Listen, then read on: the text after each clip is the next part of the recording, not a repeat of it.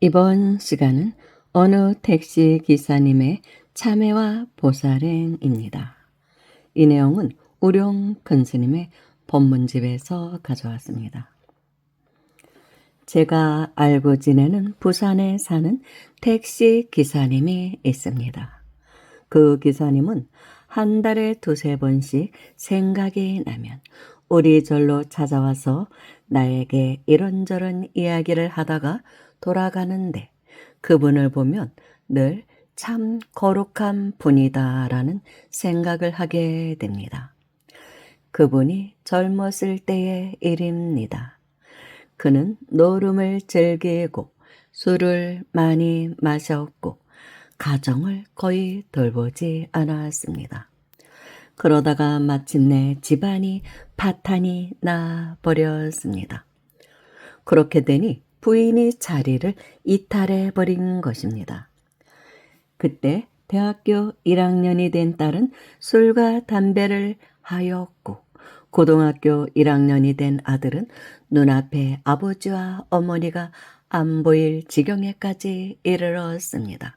즉 막가파가 되었다는 뜻이겠죠.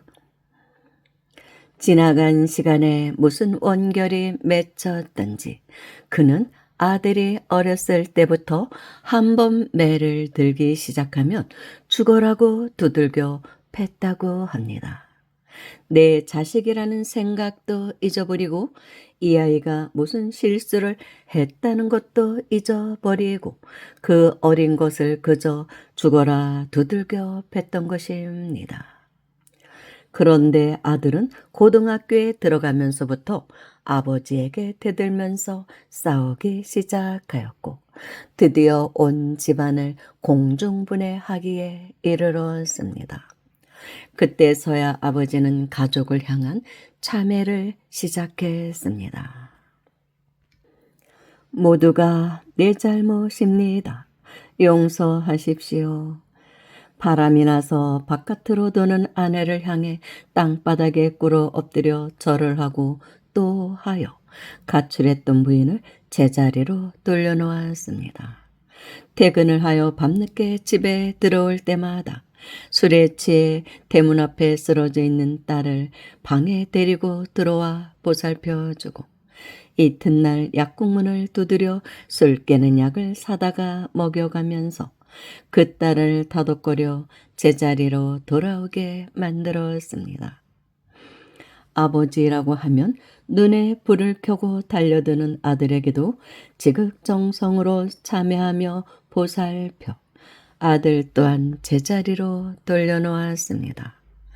지금 그의 집안은 늘 웃으면서 서로에게 감사하는 마음으로 살아갑니다. 부인이 공장에 다니면서 벌어오는 돈으로 내 가족의 생활비를 대고 그는 택시에 스님네의 법문집을 싣고 다니다가 내용이 좋다며 갖기를 원하는 사람들에게 무료로 나누어 줍니다.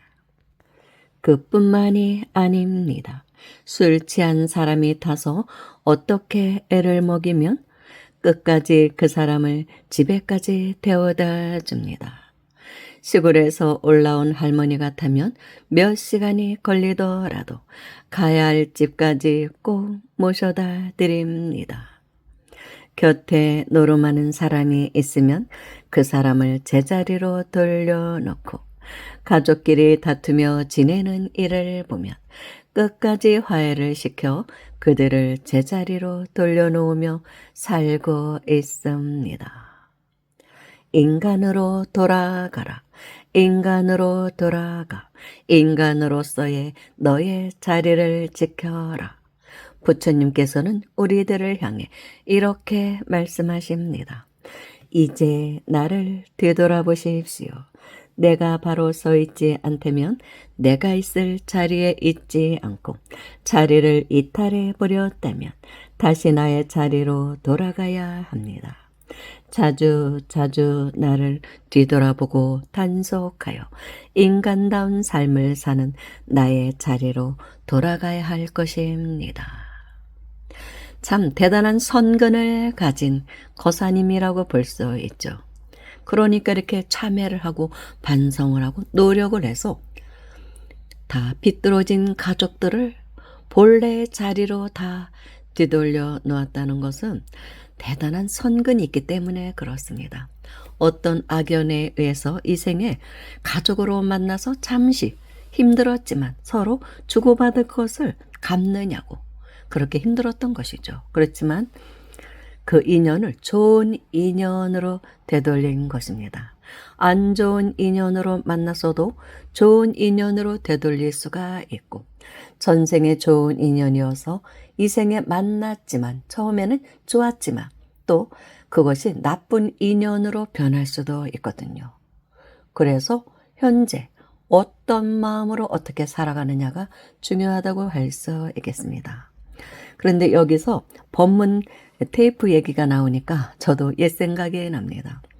제가 오래전에 굉장히 방황을 할 때 이제 30대 중반 그쯤인데 모든 것을 다 잃고 방황할 때 제가 마음을 의지했던 것은 오직 부처님 법이었습니다. 그래서 일요일만 되면 불교 서적에 그런 곳으로 달려갔습니다. 조계사 앞에도 많죠. 그러면 거기 가서 부처님 책, 스님들이 쓰신 책 한 권, 그리고 테이프, 법문 테이프를 사가지고 집에 와서 이제 일주일 동안 책 한 권 읽고 이제 일을 하면서 직장생활을 했으니까 책을 읽고 법문 테이프를 듣고 또 듣고 그러면서 제 마음을 달래했습니다. 그러면서 이제 서서히 불교로 이제 귀하게 된 것이죠. 그전에는 그냥 초파일신도였고 진짜 열심히 이제 공부하고 기도하고 그러기 시작한 것은 40대 초부터라고 볼 수 있습니다. 그렇게 제 마음을 달래주었던 그 당시는 지금처럼 뭐 이렇게 유튜브니 이런 게 제 기억에는 없었던 것 같아요. 몇십 년 전이니까 뭐 설령 있었는지는 모르지만 아무튼 그때 당시는 그랬습니다. 그리고 제가 컴퓨터를 배운 것도 40대에 들어서였으니까 40대 들어서 컴퓨터를 했고 그래서 뭐 있었는지 없었는지도 모르고 그래서 그 당시에는 스님들의 법문 테이프가 그렇게 유행을 했었습니다.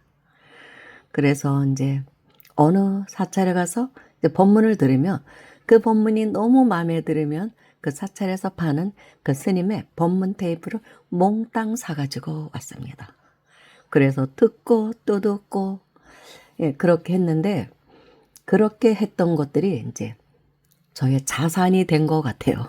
그때 당시 수많은 법문을 들은 게 그래서 지금 이렇게 여러분들에게 법문을 하는 것에 많은 도움을 주고 있는 것 같아요. 워낙 많이 읽었거든요. 듣고 큰 스님들의 법문을 뭐 웬만한 법문 테이프는 거의 다 들었다고 할 수 있을 정도로 불교 서점에서 파는 법문 테이프는 거의 다 제가 사왔거든요. 그러니까 뭐 그 당시 고성훈 스님, 해인 스님, 암도 스님 그리고 지광 스님, 능인선언의 지광 스님 법문이라든지 아무튼 그 당시에 유명했던 분들의 법문 테이프는 거의 다 제가 들었습니다. 그것이 굉장히 저에게 도움이 되는 것 같아요. 그래서 지금 와서 생각하면 제가 이 길을 가도록 그렇게 법계에서 인도했던 게 아닌가. 법계의 괴익이었던 게 아닌가. 아니면 제가 이 생에 올 때의 소원이었지 않나. 그런 생각이 듭니다. 그래서 손조사님께서는 전에 저에게 제가 이 생에서 할 일은 가릉빙가 역할이라고 했습니다. 조잘. 요게 본인에게는 딱 맞다. 이런 말씀을 하셨습니다. 말을 잘하고 언변이 좋으니까. 그래서 또 책도 워낙 좋아했고 학교 다닐 때도 그래서 뭐 수많은 문학 저작들을 읽고 그랬기 때문에 이 길을 가게끔 한 그런 원동력이 됐던 것 같아요.